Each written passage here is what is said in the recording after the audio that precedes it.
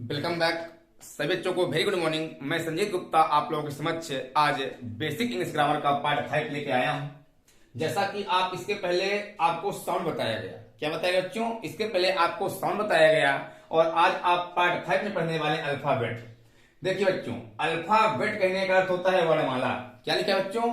Alphabet कहने का जो अर्थ होता है, अल्फाबेट मीन्स होता है वर्णमाला। और यदि हम इस अल्फाबेट की बात करें और इस अल्फाबेट में एक सिंगुलर होगा और आपका एक प्लूरल होगा। यदि आप सिंगुलर की बात करें तो अल्फाबेट एक सिंगुलर है और इसका अर्थ होता है वर्णमाला। क्या लिखा है?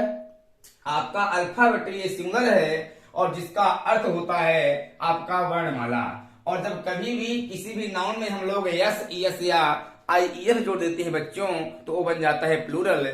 और जब इस अल्फाबेट में हम यफ लगा देंगे तो वो बन जाएगा प्लूरल। और जैसे ही हम अल्फाबेट में यफ लगाएंगे बच्चों तो उसका अर्थ हो जाता है भाषाएं। क्या होता है? उसका अर्थ होता है भाषाएं। ठीक है बच्चों, इसके आगे आप देखिए कि आपके कॉम्पिटिटिव एग्जाम में एक क्वेश्चन पूछा गया था एसएससी सीजीएल। यदि मैं बात करूं एसएससी सीजीएल में, ये आपका क्वेश्चन पूछा गया था 2014 में कि बॉबी लर्ट, ये आपका ए नंबर हो गया, द अल्फाबेट्स ये आपका बी नंबर हो गया, और एट द एज ऑफ 2 ये आपका सी नंबर हो गया, और नो इरर्स आपका डी नंबर हो गया।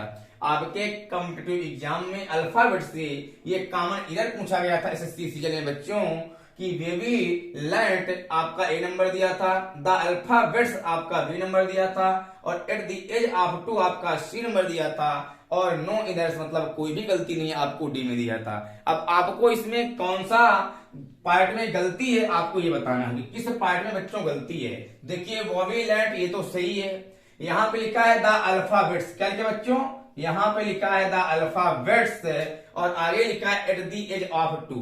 आप बच्चों ये बताएं कि कोई भी बच्चा 2 वर्ष की उम्र में अल्फाबेट सीखेगा कि अल्फाबेट सीखेगा? पहले आप ये बताएं, कोई भी बच्चा 2 वर्ष की उम्र में अल्फाबेट सीखेगा कि अल्फाबेट्स सीखेगा? अल्फाबेट्स कहने का अर्थ होता है भाषाएं। अर्थात यदि कोई बच्चा 2 साल का है तो अल्फाबेट्स नहीं सीखेगा बल्कि क्या सीखेगा?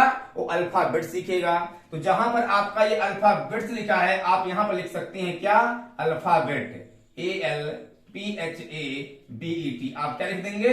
आप अल्फाबेट लिख देंगे तो आपकी ये सही हो जाएगी। ठीक है बच्चों, अब आप थोड़ा ये भी ध्यान रखें बच्चों कि कभी आपसे कोई ये पूछे कि अल्फाबेट कितने होते हैं। आपसे क्या पूछे? कभी कोई ये पूछे कि जो अल्फाबेट है वो कितने होते हैं, तो आप ये बताइएगा कि अल्फाबेट हमेशा 1 होता है। कितने होते हैं? अल्फाबेट 1 होता है। जब कभी मैं बच्चों से खुद पूछता हूं कि बताइए बेटा अल्फाबेट कितने होते हैं, तो बच्चे बताते हैं कि अल्फाबेट सर 26 होते हैं।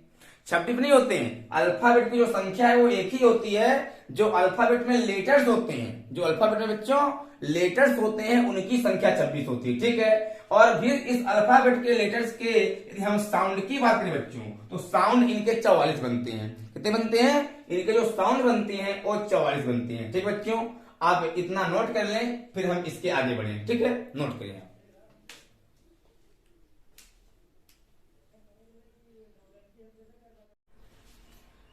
ठीक है बच्चों, आप नोट कर लिए थे। अब आप आगे देखें, आपको मैंने क्या बताया कि अल्फाबेट और अल्फाबेट्स, क्या बोला था? अल्फाबेट और अल्फाबेट्स कि जब कभी भी अल्फाबेट में हम लोग एस लगा देते थे तो उसका अर्थ बदलकर अर्थ हो जाता था भाषाएं। ठीक है बच्चों, आप इतना समझ गए थे।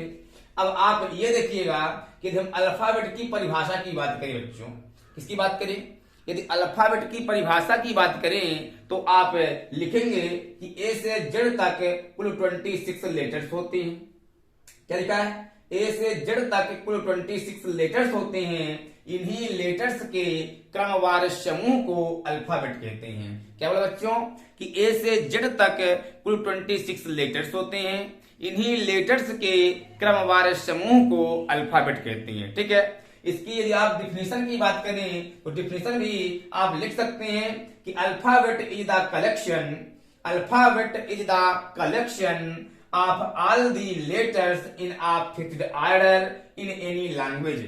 अर्थात किसी भी भाषा में अल्फाबेट को फिक्स ऑर्डर में एक क्रम में व्यवस्थित करके आप जो उनका ग्रुप होगा, जो कलेक्शन होगा लेटरों का, उसी को हम बोलते हैं अल्फाबेट। ठीक है बच्चों, आप इतना भी नोट कर लें, फिर हम इसके आगे बढ़े। ठीक है, नोट कर लिया।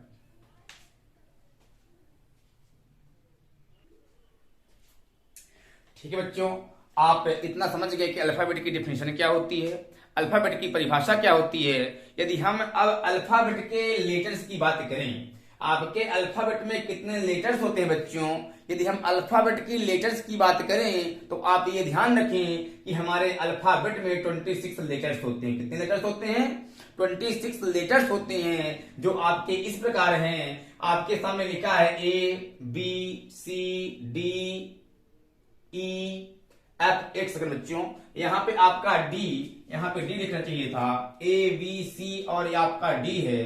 क्या लिखा है?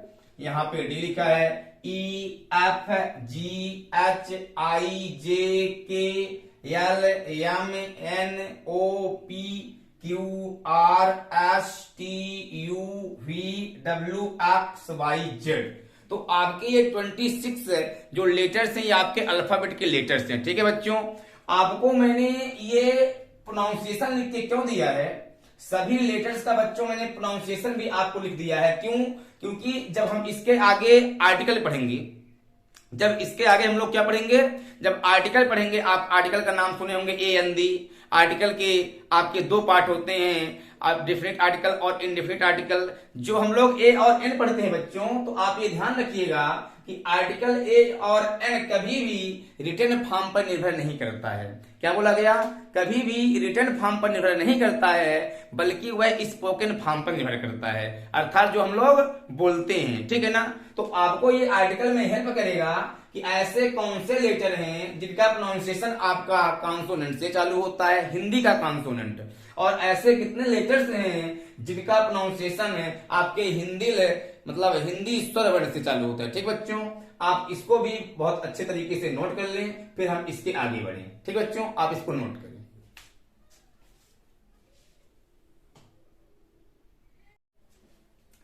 ठीक है बच्चों, आप सब नोट कर लिए होंगे। अब आप इसके आगे देखिए, आप ये देखेंगे कि जो आपके अल्फाबेट में लेटर्स थे, वो कितने लेटर्स थे और उनके कैसे कैसे आपके प्रोनाउंसिएशन हुए थे, आप कितना देख चुके हैं। और इसके पहले हम आपको यही बताए हैं कि आपसे कोई भी ये पूछे कि आप ये बताएं कि अल्फाबेट की जो संख्या है वो कितनी होती है, तो आप क्या बताएंगे कि अल्फाबेट की जो संख्या है वो अल्फाबेट की संख्या 1 होती है। ठीक है बच्चों, और आपसे कोई ये पूछे कि कितने लेटर्स होते हैं, तो आप बोलेंगे कि 26 लेटर्स होते हैं। ठीक है, और आपको इसके पहले हम ये भी बताए हैं कि जो आपके साउंड होते हैं, अल्फाबेट के लेटर्स के जो साउंड होते हैं वो 44 साउंड होते हैं। ठीक है, तो उन्हीं को एक बार हम देखते हैं कि 26 लेटर्स के 44 साउंड होते हैं। कितने होते हैं? 26 लेटर्स के 44 साउंड होते हैं। जैसे आपके सामने एक लेटर लिखा है सी। क्या लिखा है? सी।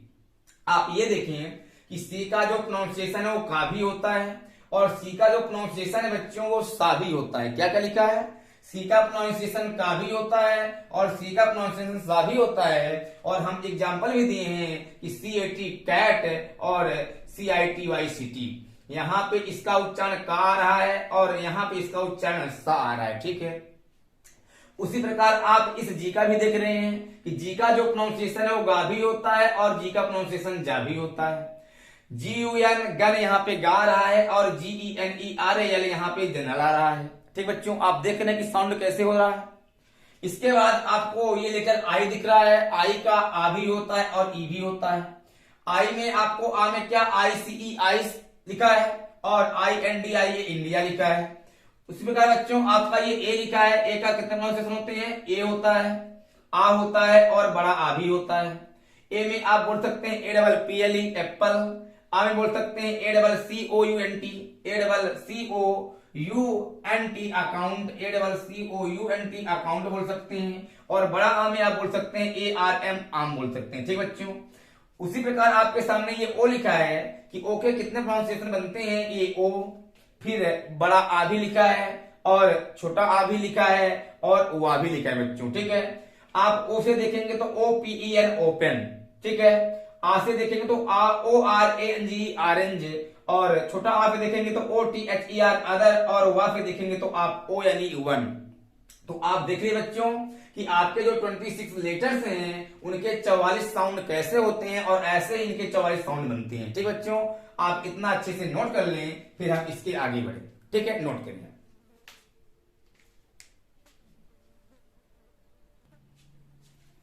ठीक है बच्चों, आप अब साउंड समझ गए होंगे। अब इसके आगे देखिए आप, यदि हम अल्फाबेट यानी वर्णमाला, क्या बोला, अल्फाबेट यानी वर्णमाला की यदि हम बेटा पार्ट की बात करें, किसकी बात करें, यदि वर्णमाला की हम पार्ट की बात करें तो इसके आपको 3 पार्ट देखने को मिले हैं। जो पहला पार्ट है बच्चों वो है स्वर। कौन सा, जो पहला पार्ट है वो है स्वर।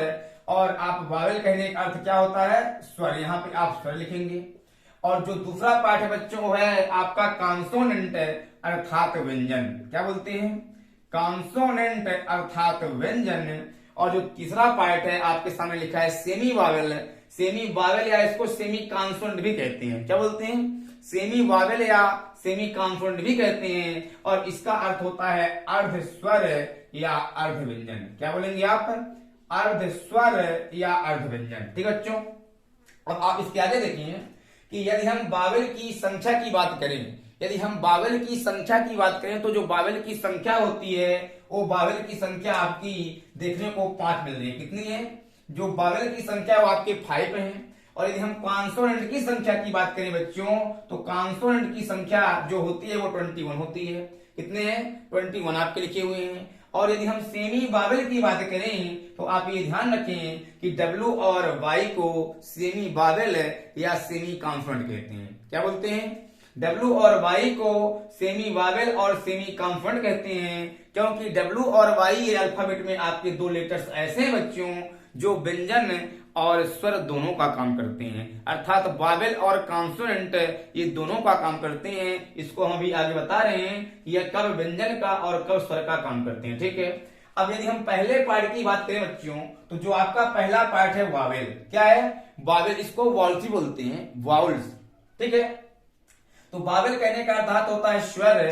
तो इसके यदि हम डिफिनेशन की बात करें, यदि हम स्वर यानी आपके वावेल की डिफिनेशन की बात करें तो लिखा है a sound produced by the unrestricted passage of air through the mouth is a vowel sound. Mouth is a vowel sound. अर्थात यदि इसको आप हिंदी में बोलें तो इसकी परिभाषा आप ऐसा बोल सकते हैं बच्चों कि जो हमारा स्वर है, स्वर वह मूल ध्वनि है जिसे उच्चारित करने के लिए किसी अन्य ध्वनि की आवश्यकता नहीं होती है। क्या लिखेंगे कि स्वर वह मूल ध्वनि है जिसे उच्चारित करने के लिए किसी अन्य ध्वनि की आवश्यकता नहीं होती है, अर्थात इनके टुकड़े नहीं हो सकते हैं। ठीक है बच्चों, आप इनको भी नोट कर लें, फिर हम इनके आगे बढ़ें। ठीक है, आप इसको नोट करें।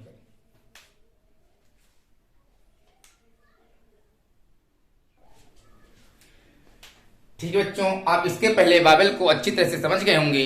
अब जो अल्फाबेट के आपका सेकंड पार्ट है वो है कॉन्सोनेंट। क्या लिखा है, कॉन्सोनेंट, अर्थात कॉन्सोनेंट का अर्थ होता है व्यंजन।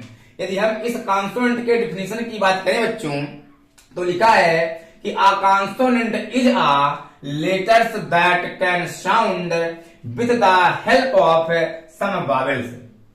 क्या लिखा है कि a consonant is a letters that can sound with the help of some vowels। अर्थात आप कॉन्सोनेंट उसे बोल सकते हैं जो स्वरों की सहायता से बोलते हैं। क्या बोलेंगे, यदि आप कॉन्सोनेंट की परिभाषा की बात करें तो आप ऐसा बोल सकते हैं कि जो स्वरों की सहायता से बोले जाते हैं ऐसे सभी शब्दों को हम क्या बोलते हैं, ऐसे सभी शब्दों को हम कॉन्सोनेंट बोलते हैं। ठीक है, जब आप लेटर को मिला के शब्द का निर्माण करेंगे तो इन्हीं लेटर से क्या बनेंगे, स्वर और व्यंजन से आपका क्या बन जाएगा, आपका कॉन्सोनेंट बन जाएगा। ठीक है बच्चों, यदि हम इसके आगे की बात करें, आपके सेमी वावेल की बात करें तो आपके सामने ये लिखा है semi Wavell two letters of the English alphabet have a peculiar quality. They are W and Y. Sometimes they sound as vowels and sometimes as consonant. जो आपका सेमी वावेल में आपको 2 लेटर बताए गए थे बच्चों, W और Y, जो आपके ये 2 लेटर होते हैं ये आपके सेमी वावेल कहलाते हैं। और आपके सेमी वावेल में आपके जो ये W और Y हैं ये 2 लेटर कभी स्वर का काम करते हैं तो कभी ये आपका व्यंजन का काम करते हैं। ठीक बच्चों, आप इसको अच्छी तरह से नोट कर लें, फिर हम इसके आगे बढ़ें। ठीक है, आप इसको नोट करें।